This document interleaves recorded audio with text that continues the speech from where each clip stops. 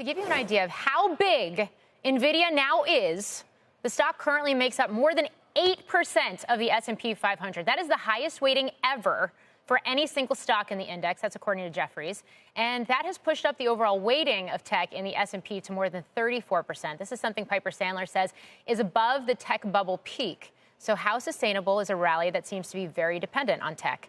Our next guest says you can no longer buy mega cap names indiscriminately. Joining me now is Jeff Mills, Chief Investment Officer at Bessemer Trust. Jeff, it's great to have you on. Just the outsized impact of these tech heavyweights here. What is the reflection? What is the read-through to the broader market and the health of it, especially as you see the equal-weighted S&P lagging?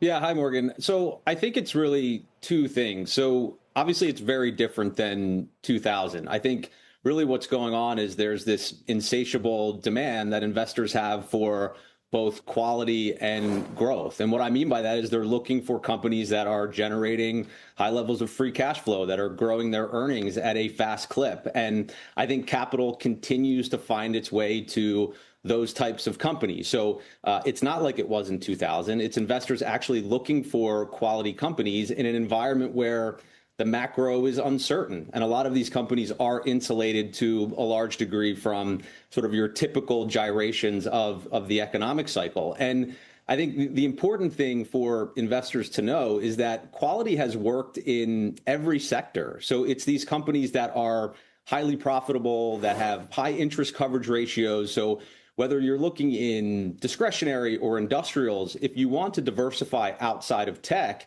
I would think about that in terms of your asset allocation and security selection. And then just the last thing very quickly, you mentioned it, investors aren't indiscriminately buying tech. So it's not about this sort of index heavy growth chasing. It's about companies that are able to execute on AI, that have a strategy. So I think being active now is maybe more important than it's ever been before. So I want to get into the diversification piece of this with you. But first, I mean, when you look at the run a name like NVIDIA has had, I mean, don't you just do you need to have something like that in your portfolio no matter what anyway, given the fact that there just seems to be so much momentum?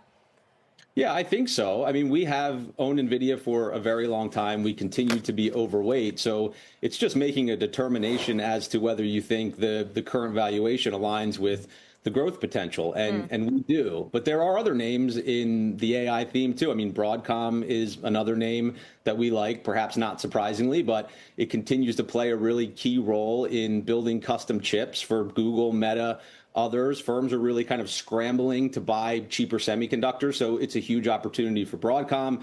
We happen to still like Google, which has been a bit controversial. So there are other names that you can play in the space. But yes, we still want to own a stock like NVIDIA.